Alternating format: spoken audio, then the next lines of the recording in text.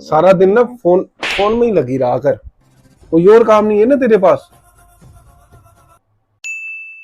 अरे सॉरी बच्चे, सॉरी क्या हो गया यार, सॉरी बोल। अरे सॉरी यार, सॉरी बोलने से ठीक हो जाएगा? तो होना तो चाहिए ना यार। ये क्या? ये पेपर है। पेपर है ना? हाँ सही है ना? बिल्कुल सही है। ये क्या पागल बनती हुई? अब ये पेपर पहले जैसे सही हो सकता है? कैसे हो जाएगा सही, क्रश कर दिया तूने। नहीं हो सकता है ना? ना बस ऐसे ही कुछ रिश्ते होते हैं जो ये ना मार्केट के वैसे खराब होते हैं, फिर ठीक नहीं हो पाते।